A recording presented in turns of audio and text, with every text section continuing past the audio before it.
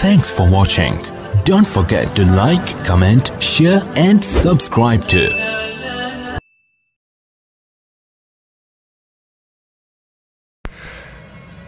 نحمده ونصلي على رسوله الكريم أما بعد فأعوذ بالله من الشيطان الرجيم بسم الله الرحمن الرحيم النبي أولى بالمؤمنين من أنفسهم وأزواجه أمهاتكم وقال النبي صلى الله عليه وسلم لا يؤمن أحدكم حتى أكون أحب إليه من ولده ووالده والناس أجمعين متفق علیہ۔ مذاہب عالم کا منصفانہ اور غیر جانبدارانہ تجزیہ بتاتا ہے کہ اسلام ہی امن و امان کا نقیب اور صلح و آشتی کا علم بردار ہے۔ اسی لیے ہر مسلمان کا عقیدہ ہے کہ تمام انبیاء کرام قابل احترام اور لائق تعظیم ہیں۔ یہی نہیں بلکہ ان پر اور ان پر اتاری جانے والی کتابوں پر ایمان لانا بھی لازم و ضروری ہے۔ اللہ اور اس کے رسول صلی اللہ علیہ وسلم سے محبت و عقیدت اسلام کا جز ہے۔ ان کی فرما برداری و اطاعت تکمیل ایمان کا سبب ہے اور ان سے وفاداری و شیگفتگی اسلام کی اساس اور بنیاد ہے اور اہل اسلام کی شناخت ہے۔ ناموس رسالت کا تحفظ اور عظمت رسول کا تصور اربوں مسلمانوں کی رگوں میں خون بن کر دوڑنے والا وہ ناقابل تسخیر جوہر ہے جو فدائیان نبوت اور شیدائیان رسالت کے نزدیک ایمان کامل کی بنیادی علامت سمجھا جاتا ہے۔ اس میں کوئی دو رائے نہیں ہے کہ اللہ کے نبی حضرت محمد صلی اللہ علیہ وسلم سے بڑھ کر کوئی ہستی نہیں ہے۔ آپ کے فضائل بے شمار ہیں اور کوئی شک نہیں کہ آپ کا ذکر خیر، آپ کے محاسن و محامد کا تذکرہ بڑی عبادت اور باعث اجر و ثواب عمل ہے اور یہ امت سے مطلوب بھی ہے۔ انسان اگر ساری زندگی بھی اس کے بیان کرنے میں لگا دے تو یہ حصہ مکمل نہیں ہوگا۔ ساری کائنات میں صرف رسول اللہ صلی اللہ علیہ وسلم کی ذات ایسی ہے جن کی عمر کی قسم اللہ تعالیٰ نے اپنے کلام پاک میں لعمرک کے ذریعے کھائی ہے۔ ایک جگہ مکہ کی قسم کھائی اس لیے کہ آپ اس میں مقیم ہیں۔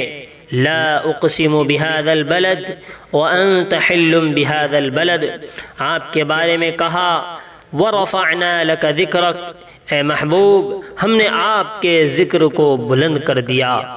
بیہقی میں ہے کہ ایک دفعہ حضرت جبریل علیہ السلام آپ صلی اللہ علیہ وسلم کی خدمت میں آئے اور کہا اللہ تعالیٰ دریافت فرما رہے ہیں کہ کیا آپ کو معلوم ہے کہ ہم نے آپ کا مرتبہ کیسے بلند کیا؟ آپ صلی اللہ علیہ وسلم نے فرمایا اللہ زیادہ بہتر جانتا ہے۔ جبریل علیہ السلام نے کہا مجھے اسی کا جواب لے کر بھیجا گیا ہے۔ اللہ تعالیٰ فرما رہے ہیں ہم نے فیصلہ کر لیا ہے اذا ذکرت ذکرت معی، یعنی جب جب میرا نام لیا جائے گا تب تب آپ کا بھی نام لیا جائے گا۔ سبحان اللہ۔ خاتم النبیین صلی اللہ علیہ وسلم کی اطاعت اللہ کی اطاعت ہے۔ قرآن مجید میں اطاعت و اتباع کے ساتھ ساتھ آپ صلی اللہ علیہ وسلم کی تعظیم، تکریم اور ادب کی بھی تاکید کی گئی ہے۔ قرآن کریم میں تعظیم و ادب بجا لانے والوں کی تحسین کی گئی، انہیں اجر عظیم اور بخشش کی نوعیت سنائی گئی، جبکہ اس کے برعکس آداب و تعظیم سے غفلت برتنے والوں کو تنبیہ بھی کی گئی اور دردناک عذاب کا انجام بھی سنایا گیا۔ آپ صلی اللہ علیہ وسلم کو ایذا پہنچانے والوں اور گستاخی کرنے والوں کے لیے سخت احکامات نازل ہوئے۔ یہی وجہ ہے کہ صحابہ کرام رضوان اللہ تعالی علیہم اجمعین کی زندگیاں عشق مصطفیٰ صلی اللہ علیہ وسلم اور ادب مصطفیٰ صلی اللہ علیہ وسلم سے عبارت ہیں۔ مثلا آپ صلی اللہ علیہ وسلم کا خون مبارک زمین پہ نہ گرانا، وضو کا پانی نیچے نہ گرنے دینا، بلکہ اسے اپنے اجسام پر ملنا، منہ مبارک سنبھال کر رکھنا، حتیٰ کہ آقا کریم صلی اللہ علیہ وسلم کے لعاب مبارک سے شفا اور برکت حاصل کرنا۔ اللہ تعالیٰ نے نبی کریم صلی اللہ علیہ وسلم کو تمام جہانوں کے لیے رحمت بنا کر بھیجا ہے۔ قرآن کریم میں اللہ رب العزت کا صاف اعلان اور ارشاد ہے وَمَا أَرْسَلْنَاكَ إِلَّا رَحْمَةً لِلْعَالَمِينَ کہ ہم نے آپ کو تمام جہانوں کے لیے رحمت بنا کر بھیجا ہے۔ آپ صلی اللہ علیہ وسلم کی ذات گرامی محسن انسانیت ہے۔ آپ صلی اللہ علیہ وسلم صرف جہان دنیا ہی کے لیے رحمت نہیں بلکہ تمام جہانوں کے لیے رحمت ہے۔ آپ صلی اللہ علیہ وسلم کی بدولت انسان کو عزت بخشی گئی۔ آپ صلی اللہ علیہ وسلم کے ذریعے ہی دنیا میں امن قائم ہوا۔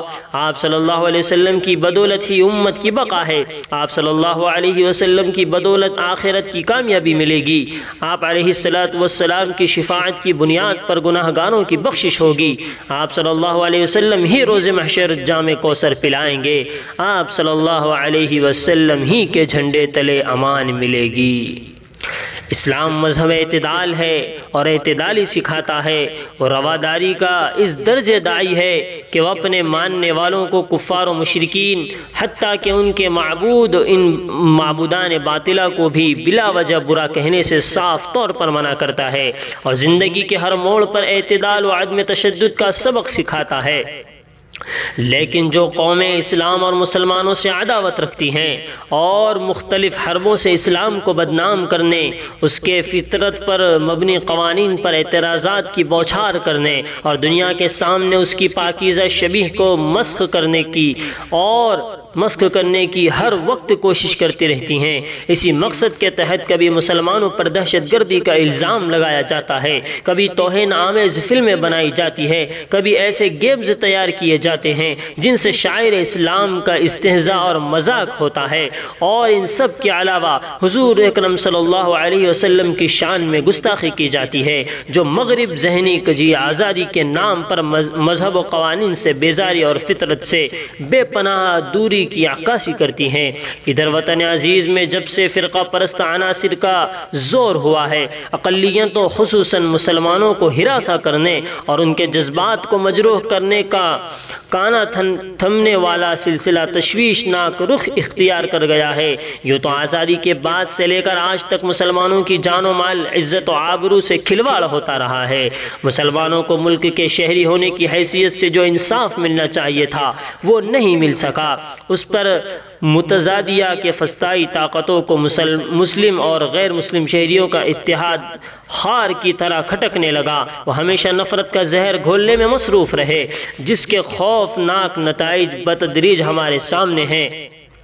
وہ ملک جو کبھی مسلم ہندو اتحاد کا گہوارہ مانا جاتا تھا، رفتہ رفتہ انتشار و افتراق کی راہ پر چل پڑا۔ فسطائی طاقتیں اقتدار پر قبضہ جمانا چاہتی تھی اور ان کے اس ہدف کا پورا ہونا مسلم اور غیر مسلم اقوام کے درمیان نفرت کی دیوار کھڑی کیے بغیر ممکن نہیں تھا۔ اس لیے انہوں نے مذہب کی آڑ میں خوب سازشیں رچیں، جس کا ایک حصہ شاد رسالت مآب صلی اللہ علیہ وسلم میں گستاخی بھی ہے۔ خاتم النبیین صلی اللہ علیہ وسلم کی محبت اور تکریم ہر مسلمان کے لیے سرمایہ حیات ہے، اور اس کے بغیر کوئی مسلمان ایمان کا تصور ہی نہیں کر سکتا، اور یہی چیز اہل اسلام کو دنیا کی دیگر مذہبی روایات سے ممتاز کرتی ہے۔ اہل اسلام کا یہ تہذیبی سرمایہ ہمیں اندھیروں میں روشنی دکھاتا ہے اور مایوسیوں سے نجات دلاتا ہے۔ جب تک مسلمان کا دل اس جذبے سے سرشار اور آباد رہتا ہے، وہ کبھی اغیار سے مغلوب نہیں ہوتا۔ اسی تہذیبی دولت و سرمایہ کی تپش و حرارت سے مسلمانوں نے 1000 برس سے زائد تک دنیا کے سامنے علمی، عملی، معاشی و ریاستی اور فکری و فنی محیر و عقول کارنامے سر انجام دیے۔ آپ صلی اللہ علیہ وسلم کی محبت اہل ایمان کے دل میں ساری دنیا سے بڑھ کر ہوتی ہے، اس لیے آپ صلی اللہ علیہ وسلم کی شان میں ادنا سے ادنا توہین بھی اسے برداشت نہیں ہوتی۔ یہ ایمان کا تقاضا بھی ہے اور اہل ایمان سے مطلوب بھی۔ تاریخ شاہد ہے کہ مسلمانوں نے آپ صلی اللہ علیہ وسلم کے انجام مسلمانوں کے تاریخ شاہد ہے کہ مسلمانوں نے آپ صلی اللہ علیہ وسلم کے ناموس کی ہمیشہ حفاظت کی، آپ کے احترام کا پورا خیال رکھا۔ صحابہ کرام نے ناموس رسالت کی خاطر طرح طرح کی اذیتیں سہیں، گستاخان رسول کو انجام تک پہنچایا۔ اولاد کی طرف سے بھی آپ صلی اللہ علیہ وسلم کی تئیں بے ادبی کا شبہ پایا گیا تو ان سے قطع تعلق کر لیا، حتیٰ کہ رسول اللہ صلی اللہ علیہ وسلم کی وفات کے بعد بھی آپ کے احترام وقار کا پورا خیال رکھا۔ روضہ شریف کے پاس آواز بلند کرنے کو بھی بے ادبی تصور کیا گیا، اور جب جب دشمنوں کی طرف سے آپ صلی اللہ علیہ وسلم کی شان میں گستاخیاں کی گئی اور آپ کی عزت کو مجروح کرنے کی کوششیں کی گئی تو ہر دور میں اس کا مسکت اور منہ توڑ جواب مسلمانوں کی طرف سے دیا گیا، تاکہ پھر کوئی گستاخ اس طرح کی حرکت دوبارہ نہ کر سکے۔ اسی طرح چند دن پہلے ایک گستاخ رسول صلی اللہ علیہ وسلم نپور شرما اور اس کے ہم نواؤں نے آپ صلی اللہ علیہ وسلم کی شان میں گستاخی کی جرأت کی ہے، جس سے مسلمانوں کے جذبات کو ٹھیس پہنچی اور انہیں سخت قلبی تشویش اور قلق ہوا ہے۔ دنیا کا کوئی قانون اس بات کی اجازت نہیں دیتا کہ کسی مذہب کے قابل احترام شخصیت کے ساتھ اس طرح بے احترامی کا سلوک کیا جائے۔ اس عمل کی جتنی مذمت کی جائے کم ہے۔ ضرورت ہے کہ مسلمانوں کی طرف سے اس کی بڑے پیمانے پر مذمت کی جائے۔ اپنا جمہوری حق استعمال کرتے ہوئے برسر اقتدار افراد کو یہ پیغام دے دیا جائے کہ مسلمان اس چیز کو کبھی اور کسی بھی حال میں برداشت نہیں کر سکتا۔ اسی طرح گستاخان رسول کے خلاف سخت قانونی کارروائی پر زور دیا جائے۔ حالیہ دنوں میں برسر اقتدار طبقے سے تعلق رکھنے والی ایک خاتون اور اسی کی طرح کے بیمار ذہنیت رکھنے والے کچھ افراد اور میڈیا اینکرز نے جس طرح شان رسالت میں گستاخی کی ہے، حضور اکرم صلی اللہ علیہ وسلم اور ام المؤمنین حضرت امی عائشہ رضی اللہ عنہ پر کیچڑ اچھالا ہے، اس سے پوری دنیا کے مسلمانوں کا دل دکھا ہے۔ پوری دنیا کا مسلمان اس سے سہم گیا ہے، مسلمانوں کا دل چھلنی ہو گیا ہے۔ دنیا کے مختلف حصوں کے مسلمان اس پر غم و غصے کا اظہار کر رہے ہیں، لیکن اہانت رسول کے مجرم اب بھی کھلے عام پھر رہے ہیں اور رفتہ رفتہ یہ گستاخیاں بڑھتی جا رہی ہیں۔ حکومت نے ان کو گرفتار کرنے کی زحمت نہیں کی، یہ کتنی نامناسب بات ہے اور ایک جمہوری ملک کے لیے کیسی باعث ننگ و عار چیز ہے کہ کروڑوں مسلمانوں کا دل دکھانے والوں اور کائنات کی بے مثال شخصیت پر کیچڑ اچھالنے والوں پر قانونی کارروائی نہیں کی جا رہی ہے۔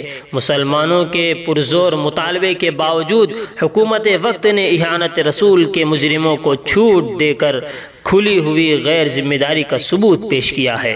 جمہوری حکومت کے لیے جانبداری برتنا انصاف اور عدالت کا خون کرنا ہے۔ صرف پارٹی سے برخاست کر دینے سے نہ جرم ہلکا ہو سکتا ہے اور نہ اس سے ایسے جرائم پر روک لگ سکتی ہے۔ ہمارا صاف یہ کہنا ہے کہ اہانت رسول کے مجرموں کو جلد از جلد قرار واقعی سزا ہونی چاہیے اور آئندہ ایسی شرمناک باتوں کو روکنے کے لیے سخت قانون بننا چاہیے۔ حکومت وقت کو یہ احساس بھی ہونا چاہیے کہ اہانت رسول کے مجرموں کے سلسلے میں اس کی چشم پوشی سے عالمی سطح پر بھارت کی بدنامی ہو رہی ہے۔ اپنے ملک کی عزت اور اس کے وقار کی حفاظت کے لیے فوری قدم اٹھنا ضروری ہے۔ ناموس رسالت صلی اللہ علیہ وسلم پر ہونے والا حالیہ واقعہ کوئی پہلا حملہ نہیں اور نہ ہی آئندہ کے لیے دشمن کی شرارتیں مستقل بند ہو گئی ہے۔ ہمیں مستقل بنیادوں پر عوام کی تربیت کرنا چاہیے تاکہ آئندہ آنے والے ہر واقعے کے لیے اور ہر مذموم شرارت کے سدباب کے لیے ہماری نسلیں عشق رسول صلی اللہ علیہ وسلم کے حقیقی رنگ میں رنگ جائیں، ہمارے بچے سیرت النبی صلی اللہ علیہ وسلم پر مؤثر گفتگو کر سکے، آپ کی سیرت اور کردار کو اپنا کر اپنی شخصیت کی کردار سازی کر سکیں۔